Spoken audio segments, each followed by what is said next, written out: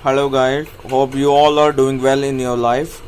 सो आज जो हमारा लेक्चर होएगा वो भी आज फील्ड वाइज वोकैब ही होएगा। कल हमने 3 फील्ड्स की थी, आज भी हम 3 फील्ड्स करेंगे। उसके बाद जो ये जो हमारा वोकैब वाला लेक्चर होएगा वो ख़त्म हो जाएगा।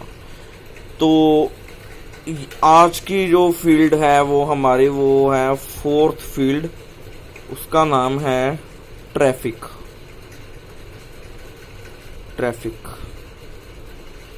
ट्रैफिक में बहुत सारे टॉपिक्स आते हैं उसमें आइल्स एकेडमिक राइटिंग में।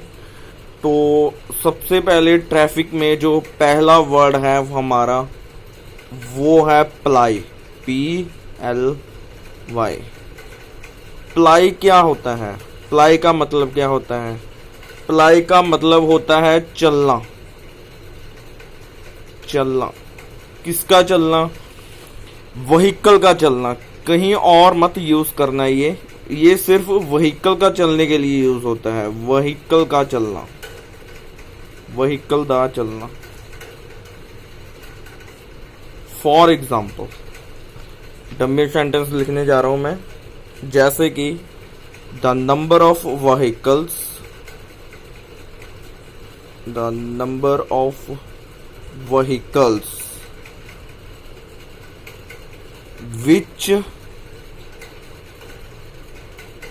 which plying on the road, which ply on the roads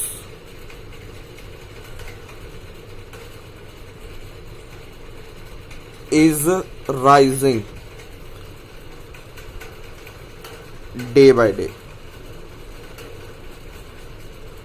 जो व्हीकल्स चलती हैं रोड्स पे वो दिन ब दिन बढ़ती जा रही हैं। ठीक है, यहाँ पे एक बात और ध्यान रखने की जरूरत है।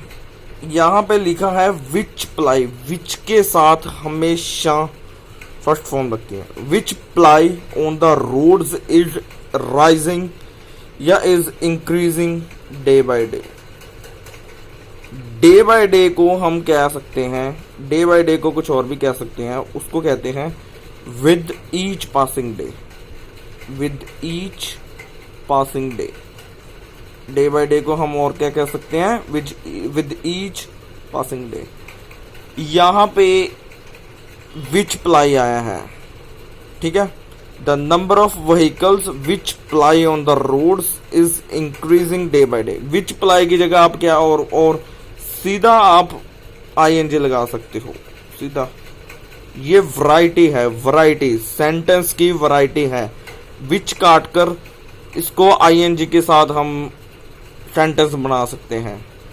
द नंबर ऑफ व्हीकल्स, ये प्रोफेशनल सेंटेंस बन गया हमारा। प्रोफेशनल क्या बन गया? सेंटेंस।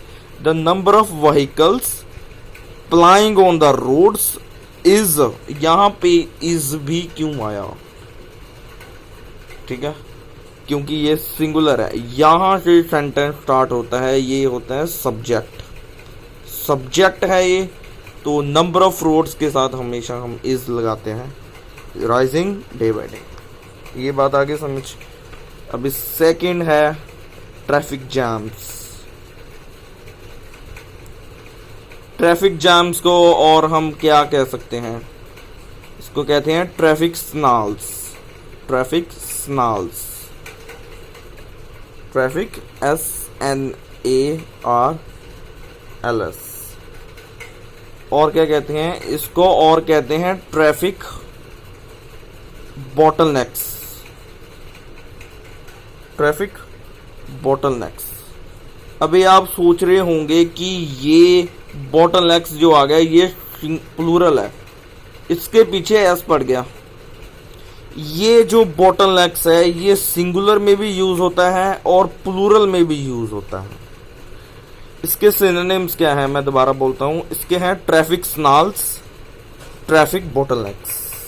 ठीक है, अभी इसका सेंटेंस हम बनाने जा रहे हैं।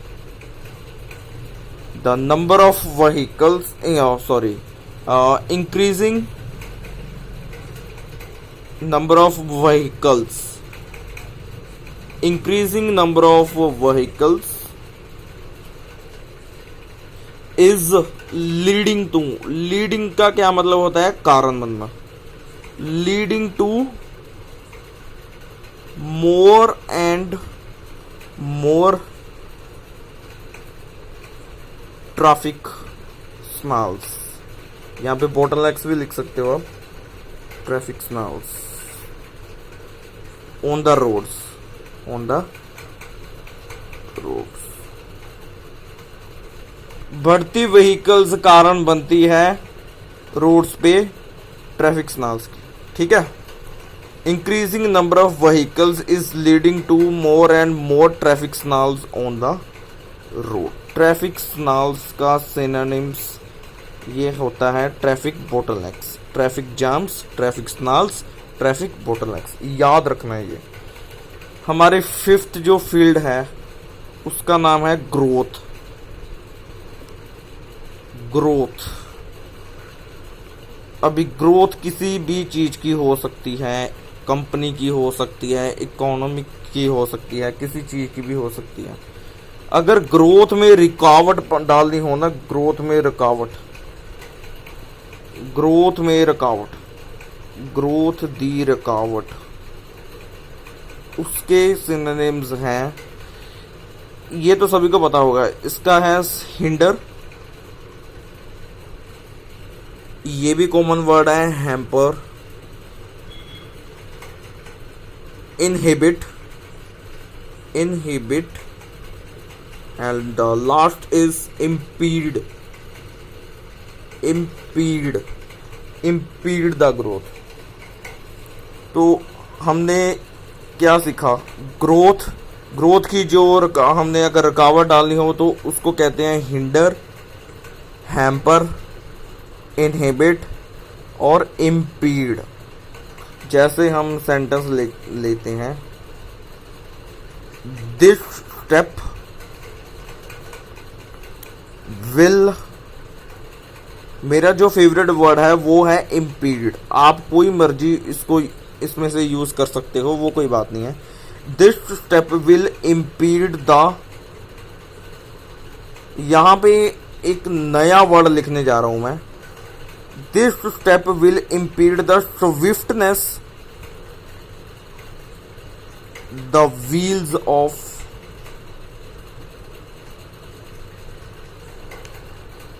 the wheels of economic growth। ये आपके लिए नया वर्ड है, swiftness the wheels, swiftness the wheels. इसका मतलब क्या होता है? पूरा सेंटेंस एक बार दोबारा पढ़ते हैं। This step will impede the swiftness the wheels of economic growth.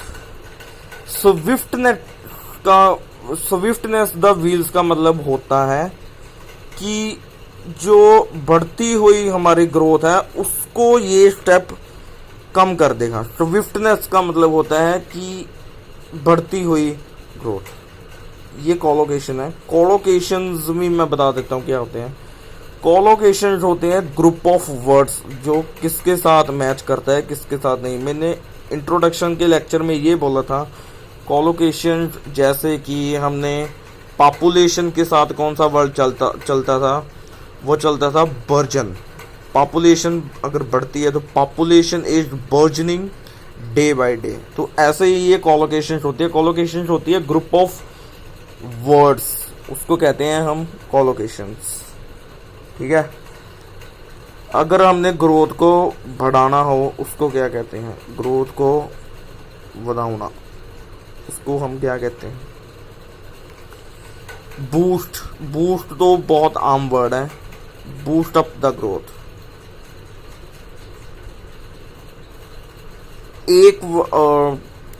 एक चीज और होती है, वो है give an impetus. Give an impetus, IMPETUS, give an impetus to growth. इसका क्या मतलब होता है? इम्पिटस का मतलब भी यही होता है बूस्ट, बूस्ट।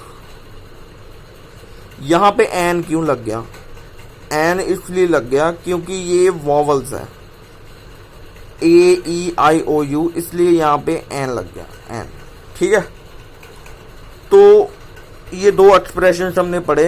ग्रोथ को अगर बढ़ाना हो, boost up the growth, give an impetus to growth. जो हमारी आज की लास्ट फील्ड है वो है एम्प्लॉयमेंट।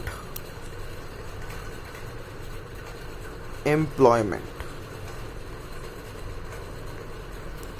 अगर हमने कहना हो कि ये स्टेप एम्प्लॉयमेंट के काफी सारे रास्ते खोल देगी, उसको हम क्या कहते हैं? उसको हम कहेंगे एवेन्यूज। एवेन्यूज और विस्टस और एवेन्यूज। जैसे मैं आपको एक सेंटेंस लिख के बताता हूं, जैसे कि it will open up many Vistas of employment. It will open up many vistas of employment. Yes. इसको हम क्या कहेंगे? एवेन्यूज कहेंगे और विस्टास कहेंगे। इन दोनों का मतलब होता है रास्ते। एम्प्लॉयमेंट के रास्ते खोल देंगे। कोई भी स्टेप लगा लो, हमने डमी सेंटेंसेस पढ़ रहे हैं हम। It will open up many Vistas of employment.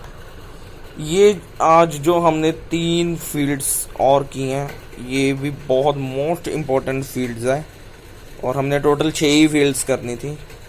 तो मैं रिकॉल एक बार और करा देता हूँ। ट्रैफिक के लिए हमने क्या पढ़ा था? जैसे कि ट्रैफिक का चलना, वो पढ़ा था प्लाई। उसके बाद ट्रैफिक जैम्स को हमने क्या बोला था? Traffic snarls, traffic bottlenecks. उसके बाद ग्रोथ की अगर रुकावट हो, हिंडर, हैम्पर, इनहिबिट और इम्पीड। उसके बाद ग्रोथ को अगर बढ़ाना हो तो boost up the growth, give. ये इंपॉर्टेंट एक्सप्रेशन है, बहुत इंपॉर्टेंट एक्सप्रेशन है ये, give an impetus to growth. अभी लास्ट जो है हमने एम्प्लॉयमेंट पढ़ा। एम्प्लॉयमेंट की जो हम रास्ते खोलते हैं उसको क्या कहते हैं? एवेन्यूज कहते हैं और विस्टास बोलते हैं, VISTAS। तो ये हमने कल जो फील्ड्स पढ़ी थी और आज जो हमने फील्ड्स पढ़ी हैं, ये 6 फील्ड्स आपने दिमाग में रखनी है और इसको इम्प्लीमेंट करना है जब भी आप आइल्स का एग्ज़ाम दोगे। आइल्स की एकेडमिक राइटिंग का जो मॉड्यूल होता है, उसमें आपकी जो वकैब है वो इंक्रीज़ हो जाएगी और बैंड बढ़ने आपके शुरू हो जाएंगे। तो ये था आज का मेरा lecture. So good bye friends and take care all of you. Okay ji.